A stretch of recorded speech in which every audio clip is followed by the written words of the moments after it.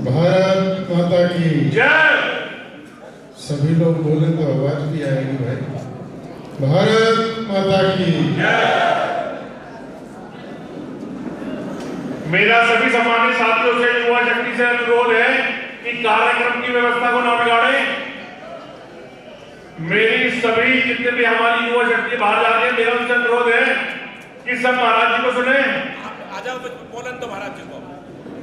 देखो, जिनको जाना है वो आराम से जा सकते हैं। हम चाहते हैं फर्जी फर्जी चले जाएं, असली असली बैठे रहें।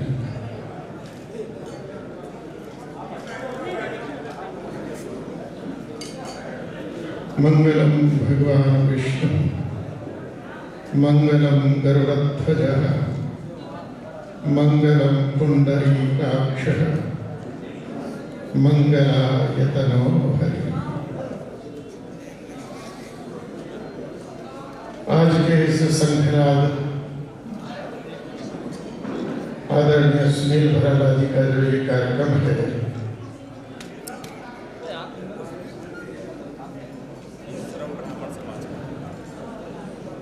लोग कहेंगे कि बहुत सफल रहा, बड़ी भीड़ थी, बड़े गाड़ी आई, ट्रैक्टर आए, बुलडोजर भी आया है। लेकिन अगर कोई पूछने लगे आपसे कि इस कार्यक्रम का निष्कर्ष क्या है, निचोड़ क्या है, किस लिए है, तो क्या बताओगे? इतने लोग इकट्ठा भी हुए। एक निचोड़ तो ये है कि सुनील भराला तुम टिकट ले आओ, जिता हम देंगे।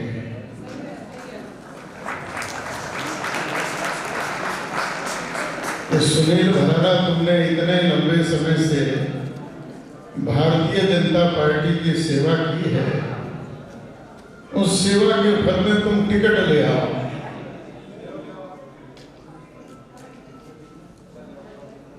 तो जिताने की गारंटी हम सब लोग लेते हैं।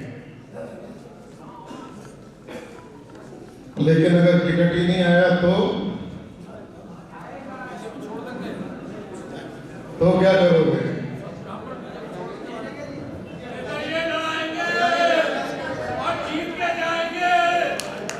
निर्दलीय लड़ाएंगे और जिता के मानेंगे। ये बात, ये भी एक निष्कर्ष हो सकता है। लेकिन ब्राह्मणों, तुम्हारी स्थिति क्या है? तुम केवल नाम के ब्राह्मण हो। तुम्हारे अंदर ब्राह्मणत्व नाम की चीज पता नहीं कई पीढ़ी कहां चली गई, इसलिए तुम हर जगह दुत्कारे जाते हो, कोई तुम्हें नहीं पूछता। मैं देश में जाता हूं, क्षत्रियों के सम्मेलन में गया, वैश्यों के सम्मेलन में गया,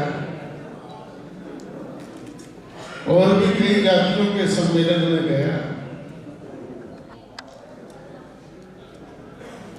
जहां जहां गया, उन सब की, सभी की राष्ट्रीय स्तर पर एक सम्मत कोई ना कोई संस्था है। राष्ट्रीय स्तर पर एक सम्मत। लेकिन तुम्हारे ब्राह्मणों की स्थिति ये है, कम से कम इस मेरठ शहर में 100 अखिल भारतीय ब्राह्मण सभाएं होंगी। ताली बजाने का काम नहीं, सर पीटने का काम है। खुद राष्ट्रीय अध्यक्ष बने बैठे हैं, पत्नी को कोषाध्यक्ष बना दिया और बेटा महामंत्री बना दिया। राष्ट्रीय ब्राह्मण सभा हो गई। ये तुम लोगों की है। कौन तुम्हें पूछेगा? कौन तुम्हें कोई घास भी नहीं डालेगा भाई। तुम कितना ही ताली बजा लो, कुछ कर। इतने बड़े देश में एक भी ऐसी ब्राह्मण सभा नहीं है जो पूरे देश में स्वीकार्य हो। तुम ऐसी बिखरे रहोगे और राजनीति नेता तुमको ऐसे ही बहकाते रहेंगे। और आज से नहीं, पता नहीं कब से। अरे पंडित जी, तुम्हें सिंहासन पर बैठने की क्या आवश्यकता है? देखो, दुनिया राजा को सलाम ठोकती है और राजा तुम्हारे पैरों में प्रणाम करता है। पंडित जी बड़े खुश, राजा हमारे, अरे छोड़ो सिंहासन, सिंहासन हमारे पैरों में। इसी में तुम लुटते रहे, पिटते रहे। तुम्हें मिला क्या? सारे के सारे समाज ने तुमको कर दिया। अरे पंडित जी, खेत में हल चलाओगे, कोई शादी नहीं करेगा घर में तुम्हारे। तुम्हें खेती से वंचित कर दिया। तुम अपनी मूंछें ताकते रहे कि खेत में हल को हाथ लगाया तो परिवार जाति से बहिष्कृत हो जाएंगे। अरे पंडित जी, तुम राशन की दुकान खोलोगे, तुम ये काम करोगे, ब्राह्मण होगे। अरे भाई, जब बाकी सब कर सकते हैं तो तुम क्यों नहीं कर सकते हो? तुम सदैव इसी गिलावे में रहे, वाह साहब हम तो ब्राह्मण हैं। तो जब तक इस मिथक को नहीं तोड़ोगे, आज इस देश में ये सनातन को गाली किसी समाज को नहीं है, ये केवल और केवल ब्राह्मण को गाली है।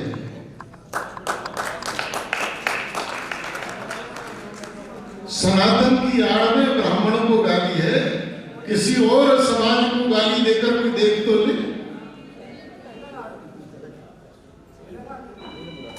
तो ब्राह्मणों, ये जितने भी राष्ट्रीय और अंतरराष्ट्रीय संस्थाएं जिन लोगों ने बना रखी है ना, सबसे पहले तो इनका बहिष्कार करो, क्योंकि ब्राह्मण को बांटने में सर्वाधिक इनका योगदान है। ब्राह्मणों की एकमात्र कोई संस्था होनी चाहिए राष्ट्रीय स्तर पर, और जब तक ये नहीं होगी तुम्हारी कोई नहीं सुनेगा। जग नहीं सुनता कभी दुर्बल जनों का शांति प्रवचन, है झुकाता शीश उसको कर सके रिपुमान मानन। तुम बटे रहोगे, 4-4, 5-5 आदमी एक गली के, एक मोहल्ले के संस्था बनाकर बैठे रहेंगे, कौन तुम्हारी सुनेगा? इसलिए अगर अपनी बात रखनी है, अभी राजस्थान में एक नेता की हत्या हुई है। राजस्थान के हर शहर में विरोध में जुलूस निकल रहा है, लेकिन अगर किसी ब्राह्मण की हत्या होती तो किसी गली में भी जुलूस न निकलता।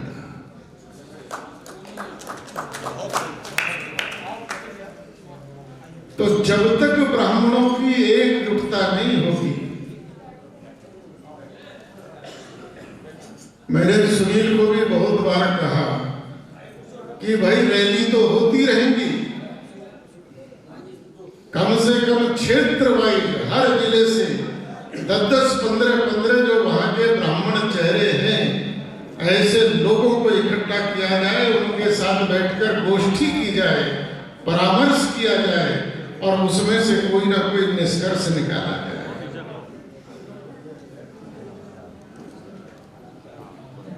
तो ब्राह्मणों का एकजुट होना बहुत जरूरी है। मैं तो कहता हूं ये बहुत भला है कि इस समय, और जो ये क्या कहते हैं, जो पैकेज पे बच्चे काम करते हैं, नौकरियां करते हैं, क्या कहते हैं, कॉर्पोरेट जगत, कॉर्पोरेट जगत खड़ा हो गया तो ब्राह्मणों के बच्चों को नौकरी मिल गई। नहीं तो आपके घर के बच्चे भीख मांग रहे होते। आप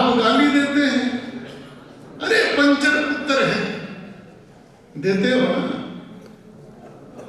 पंचर की दुकान है, पंचर वाले,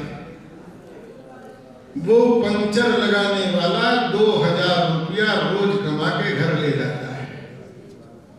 तुम्हारा बीटेक MBA किया बालक भी क्या कमा रहा है? 10-15 हजार रुपये में धक्के खा रहा है,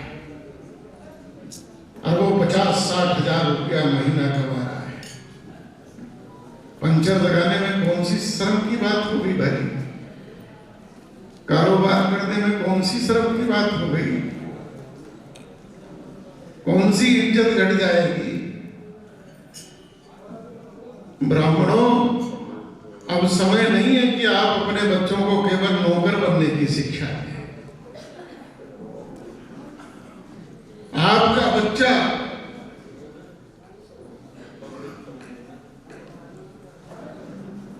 पकौड़ी का, गोलगप्पे का खोमचा लगाने वाला बनना चाहिए। 4000-5000 रुपए अगर ठीक से लगाएगा तो रोज कमाएगा, वो भी काम है। अपने बच्चों को इस तरह की शिक्षा दीजिए। और देखिए, सुनील भराला बहुत संघर्षशील नेता है। इसका जन्म ही संघर्ष के लिए हुआ है। ये जब से पैदा हुआ है तब से आज तक संघर्ष ही संघर्ष कर रहा है। लेकिन कुछ गलतियां ऐसी होती हैं। यहाँ हमारे शहीद मंगल पांडे जी का फोटो लगा है, मेरठ से जुड़ा है। देशभक्ति का जज्बा था, लेकिन मंगल पांडे की गलती ने देश की आजादी को 90 साल आगे धकेल दिया। ये भी पता है, पूरे देश में तय हुआ था कि 30 मई को जितनी देश की छावनियां हैं सब जगह एक साथ विद्रोह किया जाएगा, और जितने अंग्रेज मिलेंगे सबको मार डाला जाएगा, देश आजाद हो जाएगा। यह पूरे देश में गूंज रहा था उस समय। मंगल पांडे जी का जो उत्साह था वो धैर्य नहीं रख पाया, और 10 मई को ही उन्होंने, परिणाम क्या निकला?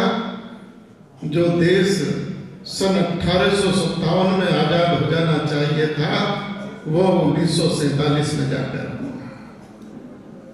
इसलिए राजनीति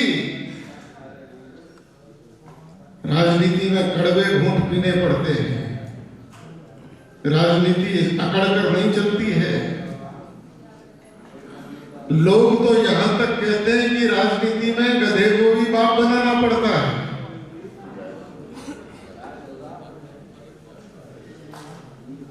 आप अपनी शर्तों पर राजनीति नहीं कर सकते। अगर कुछ पाना चाहते हैं, कुछ प्राप्त करना चाहते हैं, आपको कहीं झुकना भी पड़ेगा, कहीं अकड़ना भी पड़ेगा, कहीं मुड़ना भी पड़ेगा। तो नीतिगत चाल कि हमारा हर कदम नीति से सधा हुआ हो, कब किसको प्रणाम करना है और कितना करना है, तो भाई राजनीति तो ऐसे ही चलती है। राजनीति तो शतरंज की चाल है, कभी सीधी नहीं चलती।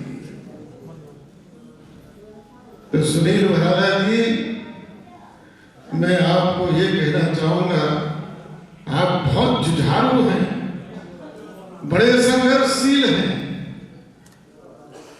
और सिद्धांतों के लिए अड़ जाते हैं। बहुत अच्छी बात है, लेकिन केवल इससे काम नहीं चलेगा। कभी कभी बड़े रास्ते छोड़ के गली मोहल्लों से भी निकलना पड़ता है। तो थोड़ा सा अपना स्वभाव, जहां विनम्र होने की आवश्यकता, ठीक है उसने गलत बात की है, समय आने पर उत्तर देंगे, कोई आवश्यकता नहीं है कि मुंह पे उत्तर देंगे।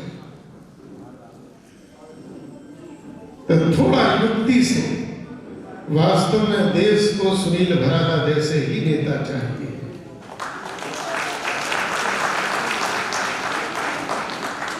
लेकिन आप एक बात जान लो, शेर कितना ही बड़ा राजा हो, लेकिन जब लकड़ भक्तों का झुंड आता है ना, तो शेर के शिकार को भी छीन कर ले जाता है।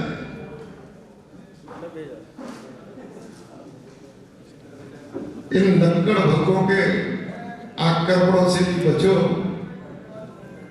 ये लकड़ भक्तों को कमजोर मत समझो। ये काम बना नहीं सकते तो बिगाड़ जरूर सकते। ये काम बना नहीं सकते तो, और तुम्हारा काम यही बिगाड़ते रहे। इसलिए कहीं ना कहीं इनको भी साध के चलो तो तुम्हारा काम बनेगा, क्योंकि बिगाड़ने में ये होशियार है। पिछले विधानसभा के चुनाव में लिस्ट जारी हो गई, लकड़ भगों को पता लग गया। 20 लोगों की हुई थी, 20 की 19 की नहीं, एक लिस्ट जो पहले घोषित हो गई थी वो आ गई थी 19 लोगों की। और इन लकड़ भगों ने एक ही नाम काटा, वो भी हमारे सुनील भराला का काटा। तो ये भी गणेश जी की तरह, गणेश जी मंगल करता है तो विघ्न हरता है, तो विघ्न करता भी है। तो इन लकड़ भक्तों को भी विनम्रता के साथ इनका इलाज करते रहो। तो जो ये सारी पब्लिक आपका प्रेमी, ये जो इतना समाज आज उबड़ा है, ये आपको, आप बेशक चाहो ना चाहो, लेकिन ये आपको संसद की कुर्सी पर बैठा देखना चाहते हैं।